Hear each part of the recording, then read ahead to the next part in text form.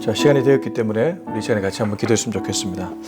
이 시간에 같이 기도할 때 아침 예배를 놓고 한번 기도했으면 좋겠습니다. 주님, 지금은 비어있지만 이 자리가 다 채워질 줄 믿습니다. 그런데 채워지는 것이 중요한 것이 아니라 온 영혼들이 정말 자신의 문제가 하나님께 기도하다가 응답받는 응답의 역사가 일어나게 하시고 이곳에서 주님 만나는 진짜 만남의 장소가 되게 해달라고 우리 아침 예배를 놓고 다 같이 한번 기도했으면 좋겠습니다. 기도하겠습니다.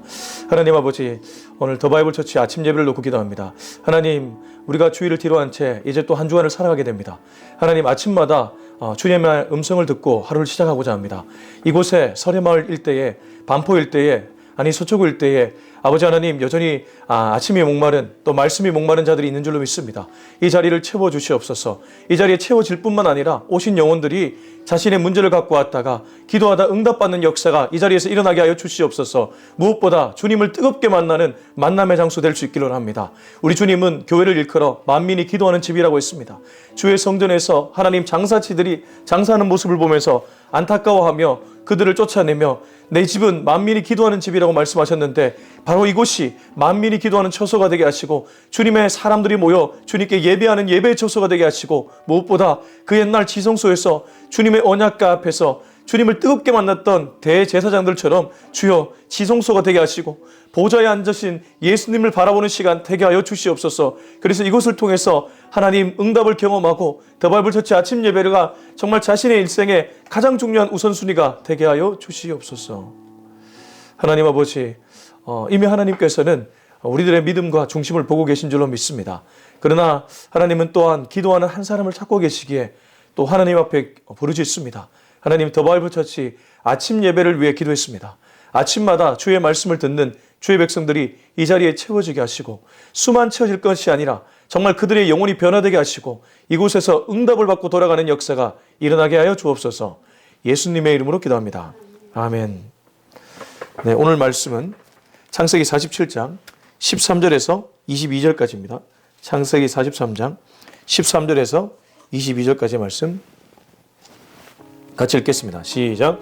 기근이 더욱 심하여 사방에 먹을 것이 없고 애굽 땅과 가나안 땅이 기근으로 황폐하니 요셉이 곡식을 팔아 애굽 땅과 가나안 땅에 있는 돈을 모두 거두어 들이고 그 돈을 바로의 궁으로 가져가니 애굽 땅과 가나안 땅에 돈이 떨어진지라. 애굽 백성이 다 요셉에게 와서 이르되 돈이 떨어졌사오니 우리에게 먹을 거리를 주소서. 어찌 주 앞에서 죽으리이까. 요셉이 이르되 너희의 가축을 내라. 돈이 떨어졌은즉 내가 너희의 가축과 바꾸어 주리라. 그들이 그들의 가축을 요셉에게 끌어오는지라. 요셉이 그 말과 양떼와 소와 소떼와 나귀를 받고 그들에게 먹을 것을 주되 곧 그 모든 가축과 바꾸어서 그해 동안에 먹을 것을 그들에게 주니라. 그 해가 다가고 새해가 되매 무리가 요셉에게 와서 그에게 말하되 우리가 주께 숨기지 아니하나이다. 우리의 돈이 다하였고 우리의 가축대가 주께로 돌아갔사오니 주께 낼 것이 아무것도 남지 아니하고 우리의 몸과 토지뿐이라. 우리가 어찌 우리의 토지와 함께 주의 목전에 죽으리이까. 우리 몸과 우리 토지를 먹을 것을 주고 사소서. 우리가 토지와 함께 바로의 종이 되리니 우리에게 종자를 주시면 우리가 살고 죽지 아니하며 토지도 황폐하게 되지 아니하리이다. 그러므로 요셉이 애굽의 모든 토지를 다 사서 바로에게 바치니 애굽의 모든 사람들이 기근에 시달려 각기 토지를 팔았음이라. 땅이 바로의 소유가 되니라. 요셉이 애굽 땅 이 끝에서 저 끝까지의 백성을 성읍들에 옮겼으나 제사장들의 토지는 사지 아니하였으니 제사장들은 바로에게서 녹을 받음이라. 바로가 주는 녹을 먹음으로 그들이 토지를 팔지 않음이었더라. 아멘. 네, 어제 주일 예배를 잘 마쳤습니다. 오늘 새롭게 또 한 주가 시작되는데 오늘 좀 강구드릴 것은 아마 주일 반주자는 좀 헌신하려고 하는 분들이 한두 분 있어요. 근데 아침 예배, 이 지금 업나이트 피아노가 쉬고 있는 게 너무 가슴이 짠한데 곧 채워졌으면 좋겠다는 생각이 듭니다. 이 영상을 보시는 분들도 혹시 이 서초구 일대 사시는 분이 있다면 한번 개척교회를 위해 반주 헌신해 보십시오. 하나님의 은혜가 임할지 어떻게 알겠습니까? 자, 오늘 창세기 47장 13절에서 22절입니다. 창세기 47장 13절에서 22절은 우선 배경이 무엇입니까? 애굽에 가나안의 기근을 겪은 이스라엘 가족들이 왔죠. 그리고 그들이 고센 땅에 머물게 되었습니다. 바로에게 청을 냈고 형제 5명이 선출된 형제들은 바로와 대화를 했고 고센 땅에 거주할 수 있게 되는 그러한 은혜를 입게 되었죠. 심지어 야곱은 바로를 향해 축복까지 했습니다. 그리고 난 후에 메시지가 오늘 우리가 읽은 47장 13절에서 22절까지입니다. 근데 47장 13절에서 22절은 이제 본격적으로 기근을 만난 애굽과 가나안에 대한 얘기를 하고 있는데 요셉의 지혜가 엿보입니다. 제가 일전에 말씀 전하면서 그랬습니다. 요셉은 중앙에 있고 이스라엘 백성들이 교회나 믿음의 백성들을 가리키고 애굽과 바로가 세상을 가리킨다면 이 요셉이라는 인물은 달리 말해 우리 성도들의 삶이라고 볼 수 있습니다. 요셉의 지혜를 통해서 배울 수 있는 점이 적지 않습니다. 우선 13절 같이 읽겠습니다. 시작. 기근이 더욱 심하여 사방에 먹을 것이 없고 애굽 땅과 가나안 땅이 기근으로 황폐하니. 여기서 애굽 땅, 가나안 땅이라고 그러는데 좀 더 포괄적으로 보면 당시 전 지역을 가리킵니다. 그 팔레스타인 전 지역에 기근으로 황폐해졌는데 13절 앞절을 보면 기근이 더욱 심해졌다고 합니다. 심지어 사방에 먹을 것이 없죠. 살다 보면 진짜 앞뒤가 꽉 막힌 상황이 찾아옵니다. 야, 이거 어떻게 헤쳐나가지? 내 힘으로 도저히 불가능할 것 같은 그런 상황이 우리한테 가끔 찾아오죠. 제가 일전에도 한번 설교한 적이 있는데 이전에 사역할 때 100억대 빚을 진 분을 만난 적이 있어요. 100억대 빚. 이 살 소망이 없습니다. 뭐 자기가 사업을 해서 크게 성공하지 않는 이상 이 100억대 빚을 월급쟁이 월급으로는 아예 불가능한 일이고 그걸 해결하려면 사업을 크게 성공하든지 혹은 투자를 해서 대단한 수익을 내든지 그 외에는 방법이 없단 말이죠. 이 목사가 해줄 말이 별로 없어요. 지금 애굽과 가나안 상황 그런 상황입니다. 다시 한번 보시면 더욱 심하여 사방에 먹을 것이 없고 이게 불황도 그냥 불황이 아니라 완전한 불황. 미국의 대공황 이후에 불황이 있었던 것처럼 그러한 상황입니다. 자, 이럴 때 요셉이란 인물이 이들을 어떻게 건지는지 14, 15절 요셉이 곡식을 팔아 애굽 땅과 가나안 땅에 있는 돈을 모두 거두어들이고 그 돈을 바로의 궁으로 가져가니 애굽 땅과 가나안 땅에 돈이 떨어진지라 애굽 백성이 다 요셉에게 와서 이르되 돈이 떨어졌사오니 우리에게 먹을 거리를 주소서 어찌 조합해서 죽으리까. 얼핏 보면 요셉이 굉장히 숭악한 것 같아요. 이 무슨 말이냐 하면 아니 안 그래도 먹을 거리 없는 사람들을 돈까지 왜 다 거둬들이는가. 이를테면 국가에서 왜 인플레이션이나 이런 걸 좀 막기 위해서 돈을 거둬들이잖아요. 지금도 이전 정부는 돈을 쫙 풀었다가 미국도 그렇고 대한민국도 그렇고 지금은 또 돈을 확 거둬들이고 있잖아요. 요셉 보십시오. 곡식을 아마 국가의 창고에 있었던 곡식을 팔았던 것 같아요. 그래서 애굽 땅과 가나안 땅에 있는 사람들로 하여금 곡식을 사도록 만들죠. 먹을 거리가 없으니까 자기 돈을 주머니를 열어서 곡식을 사야 되겠죠. 근데 그렇게 해서 국민들의 돈을 싹 다 바로의 궁으로 가져갑니다. 이것만 보면 요셉이 숭악해 보입니다. 그러나 뒤에 보면 요셉의 뜻이 숨겨져 있습니다. 이게 달리 말하면 하나님의 뜻이 숨겨져 있다는 뜻입니다. 얼핏 보면 왜 내게 이런 일이? 얼핏 보면 왜 나한테 이런 일이 일어났을까? 그러나 하나님의 뜻은 조금 길게 봐야 됩니다. 눈앞에서는 하나님의 뜻이 잘 안 보일 때가 많아요. 자, 그래서 15절 애굽과 가나안 땅에 돈까지 다 떨어졌습니다. 애굽 백성이 이제 요셉에게 찾아오죠. 국무총리니까 찾아와서 우리에게 이제 돈도 다 떨어졌다. 우리는 먹을 것도 없고 돈도 없는데 어찌 죽겠습니까? 살려주십시오. 애걸복걸합니다. 그게 사람이 마지막에 처하면 결국에는 무릎을 꿇게 되어 있지 않습니까? 아무리 자존심이 센 사람도 딸 문제, 아들 문제, 손주 문제 걸리면 무릎 꿇지 않을 수가 없습니다. 저도 제 아이가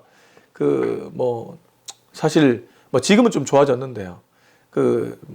아동 발달 심리 검사할 때 사회상 추적 검사 갔더니까 참 이게 어떻게 할 수가 없더라고요. 이게 심해지면 자폐로 가게 되는데 다행히도 그 정도는 아니었는데 저는 그래서 아마 이 메시지를 보시는 분들 중에도 자녀 문제 때문에 마음이 무너지는 경험을 하신 분들이 분명히 계실 겁니다.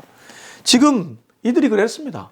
애굽의 백성들, 가나안의 백성들이 우리 어떡합니까? 16, 17 요셉이 이르되 너희의 가축을 내라. 돈이 떨어졌은즉 내가 너희의 가축과 바꾸어 주리라. 그들이 그들의 가축을 요셉에게 끌어오는지라. 요셉이 그 말과 양떼와 소떼와 나귀를 받고 그들에게 먹을 것을 주되 곧 그 모든 가축과 바꾸어서 그 해 동안에 먹을 것을 그들에게 주니라. 자, 요것도 얼핏 보면 아니 이제는 가축까지 가져가냐? 돈 가져가고 가축 가져가면 진짜 국민들은 평생 영세민으로 살라고? 이건 뭐 하는 거야 요셉아? 그렇게 볼 수 있는데 그게 아니죠. 요셉은 둘 다 살리고 있습니다. 이걸 가만히 보십시오. 만약에 가축을 그대로 뒀다면 이들이 먹을 게 없기 때문에 다 잡아먹었을 겁니다. 그러면 자기들이 양식을 구해오는 원천지를 자기들이 봉쇄시키는 거예요. 무슨 말이냐 하면 예를 들어 목이 너무 마른데 저수지에 물을 다 먹어버리면 이제 저수지에서 물 날 일이 없잖아요. 이게 문제인 겁니다. 들어오십시오. 그러니까 이게 문제인데 요셉이 지금 가축을 내라고 한 것은 너희들의 가축을 내가 대신 길러주겠다는 뜻입니다. 가축이 옴으로써 가축이 지금 애굽에 들어옴으로써 오히려 국민들의 가축을 애굽의 국무총리가 대신 길러주겠다는 거죠. 그렇게 보면 요셉이 얼마나 지혜로운 사람인지를 알 수 있다는 거죠. 제가 앞서 설교하면서 뭐라고 말씀드렸습니까? 요셉은 교회와 세상이라의 중간에 있는 우리 성도들의 삶이라고 했습니다. 성도들의 삶이 어떠해야 되는지를 요셉이 너무 잘 보여주고 있습니다. 첫 번째, 이렇게 지혜롭게 살아야 됩니다. 내 이익만 추구하는 것이 아니라 중심적으로 내 이익만 추구하는 것이 아니라 지금 국가의 이익과 국민의 이익을 같이 구하고 있습니다. 자, 계속 보면 그래서 가축을 이제 바꾸어 줬죠. 돈이 아니고 가축을 가져오면 양식을 줬죠. 그래서 그들에게 먹을 것을 주되 그 모든 가축과 바꾸어서 그해 동안에 먹을 것을 그들에게 줬다고 합니다. 이게 또 다 주면 또 이들이 한꺼번에 탕진한단 말이죠. 그래서 그해 동안에 먹을 것을 줬습니다. 저는 이거 보면서도 요셉이라는 인물이 얼마나 지혜로운지 모릅니다. 여러분, 우리가 지금 설교 듣고 있잖아요. 이 설교도 오늘 하루분입니다. 요 하루분으로 먹어야 되지 다음날 또 먹고가 아니라는 거죠. 그래서 지금 요셉은 그해 동안에 먹을 것을 그들에게 줬습니다. 자, 18절 19절 창세기 47장 18절 19절 같이 읽어보겠습니다. 시작. 그해가 다가고 새해가 되매 무리가 요셉에게 와서 그에게 말하되 우리가 주께 숨기지 아니하나이다. 우리의 돈이 다하였고 우리의 가축대가 주께로 돌아갔사오니 주께 낼 것이 아무것도 남지 아니하고 우리의 몸과 토지뿐이라. 우리가 어찌 우리의 토지와 함께 주의 목전에 죽으리이까. 우리 몸과 우리 토지를 먹을 것을 주고 사소서. 우리가 토지와 함께 바로의 종이 되리니 우리에게 종자를 주시면 우리가 살고 죽지 아니하며 토지도 황폐하게 되지 아니하리이다. 자, 18절이 되니까 그해 동안에 먹을 것을 줬지 않습니까? 새가 가고 새해가 되니까 이들이 또 말라버렸습니다. 그래서 요셉에게 찾아왔죠. 우리가 숨기지 못합니다. 우리는 돈도 다 했고 가축도 당신에게 냈고 이제 먹을 것도 다 떨어졌습니다. 남은 거라고는 몸뚱아리 하나뿐밖에 없습니다. 몸뚱아리와 우리가 갖고 있는 이 땅밖에 없습니다. 이제 이들은 완전히 그로기 상태가 됐습니다. 그래서 19절 우리가 어찌 우리의 토지와 함께 주의 목전에서 죽을 수 있겠습니까? 이건 자살한다는 뜻입니다. 우리가 목매달아 자살할까요? 그거 안 된다는 거죠. 우리 몸과 우리 토지를 먹을 것을 주고 사소서. 이제 몸을 사라고 합니다. 드릴 거는 몸밖에 없사오니 내 몸을 사서 나를 살려주옵소서. 내 땅을 드릴 테니 살려주옵소서. 이건 좀 다른 얘기긴 한데요. 왜 국가의 지도자 잘못 세우면 우리가 가끔 왜 베네수엘라라든가 그리스에 가면 여성들이 몸 팔아서 자기의 그런 생활을 이어가는 그런 모습들이 있습니다. 물론 최극빈층에 해당될 것인데 그래서 나라의 지도자가 정말 중요합니다. 나라의 지도자들 위해 우리는 기도해야 됩니다. 나라의 지도자가 정책이나 어떤 정부의 어떤 방향을 잘못 잡아버리면 국민 전체가 어려움에 처할 수 있기 때문입니다. 지금 요셉이란 인물은 국민을 살리기 위한 정책을 쓰고 있고 국민을 살리기 위한 지혜를 쓰고 있습니다. 근데 이들은 아무튼 이제 몸뚱아리와 토지밖에 없습니다. 이랬을 때 이제 요셉의 대답 20절부터 22절까지 읽어보겠습니다. 시작.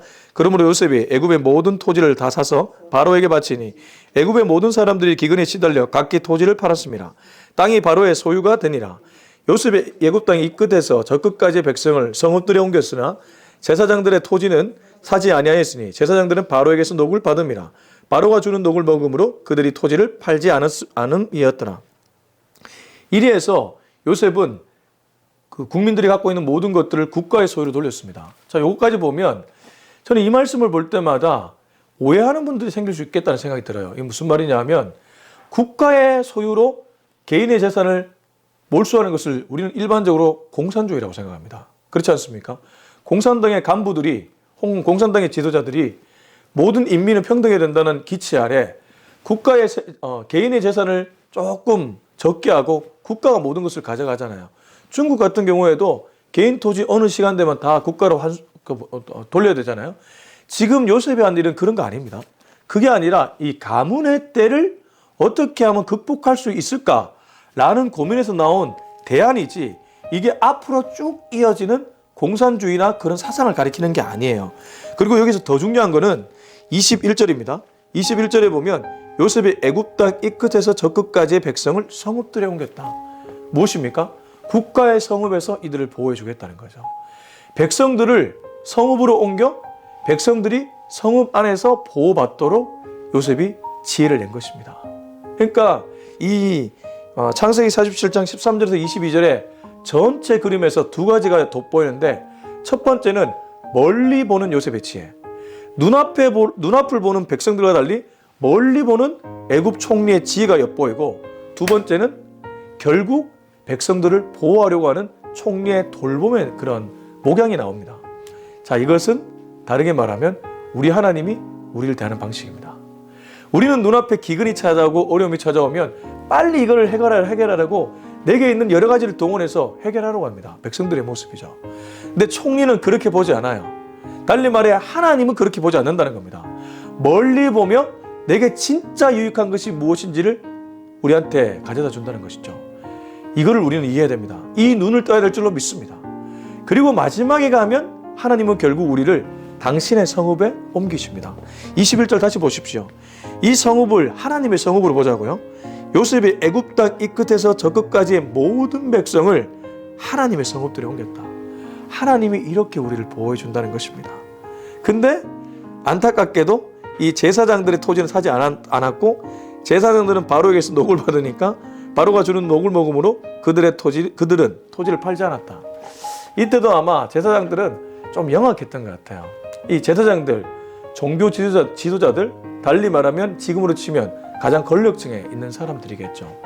그래서 저는 이 구절을 읽을 때마다 드는 생각은, 하나님 앞에서 자신의 힘을 의지하는 사람은 보호를 받지 못합니다. 자기를 의지하고 자기의 토지를 의지하고 자기의 돈을 의지하는 사람들은 어떤 의미에서 절실함이 없기 때문에 하나님을 의지하지 않습니다. 그러나 아무것도 없지만 바라볼 분 하나님밖에 없다고 얘기하는 사람들은 하나님이 보호해 준 줄을 믿습니다. 혹시 여러분에게 어떠한 의지할 것들이 있습니까? 그걸 의지해서는 안 될 것입니다. 오직 하나님을 의지하는 저와 여러분이 되었으면 좋겠습니다. 돈이 많아지면 많아질수록 오히려 더 하나님을 찾으시는 저와 여러분이 되었으면 좋겠습니다. 여러분, 하나님만이 우리의 진정한 보호자가 되십니다. 하나님만이 우리의 기근을 해결할 수 있는 유일한 분인 줄로 믿습니다. 이 믿음 갖고 오늘 하루 잘 살아내는 저와 여러분이 될 수 있길 예수님의 이름으로 축원합니다. 기도하겠습니다. 이 시간 같이 한번 기도했으면 좋겠는데요. 우리 이 시간 같이 기도할 때 오늘 들은 말씀 붙잡고 기도했으면 좋겠습니다. 하나님, 오늘 말씀을 통해서 우리가 어디를 향해 가야 되고 또 누구를 의지해야 되는지를 분명하게 깨닫게 되었습니다. 눈앞의 기근 앞에서 내 지식과 내 경험으로 그걸 해결하려고 하는 사람이 아니라 하나님의 뜻을 바라보며 다소 멀리 있더라도 하나님의 뜻을 향해 나아가는 우리가 되게 하여 주시옵소서. 그리고 내가 나를 보호하는 인생이 아니라 하나님이 나를 보호해 주는 인생, 그 인생으로 살아가는 우리가 되게 하여 주시옵소서. 우리 이 기도 제목 가지고 다 같이 한번 기도하겠습니다. 하나님 아버지, 오늘도 귀한 말씀 주심에 감사합니다. 주의 말씀은 내 발의 등이요 내 길의 빛이라고 했습니다. 오늘 이 말씀은 바로 나에게 주는 메시지입니다. 주님, 나도 모르는 사이에 자꾸 나를 의지하려고 할 때가 얼마나 많이 있습니까? 이 더 바이블 처치도 처음부터 끝까지 주님이 이끄셔야 되고 주님이 인도하셔야 되고 주님이 보호해 주셔야 되는 줄로 믿습니다. 제가 어떻게 성도님들을 보호할 수 있고 제가 어떻게 성도님들의 문제를 해결할 수 있겠습니까? 그러나 주님은 언제나 오르시고 주님은 언제나 진리시기 때문에 그 주님이 우리의 모든 문제를 감찰하시고 해결해 주실 줄로 믿습니다.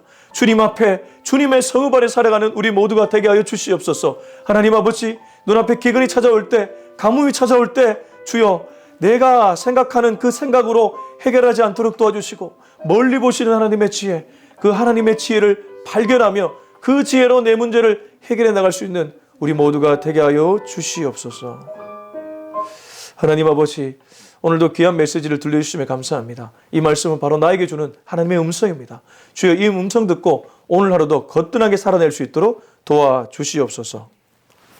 이제는 우리 주 예수 그리스도의 은혜와 하나님의 다함없는 사랑과 성령의 기름 부으심의 역사가 오늘 이 하나님의 귀한 음성을 듣고 평생토록 내가 아닌 하나님을 의지하며 하나님의 보호 아래 살기로 다짐하는 우리 모두의 머리 위에 지금부터 영원토록 함께하기를 간절히 축원하옵나이다. 아멘.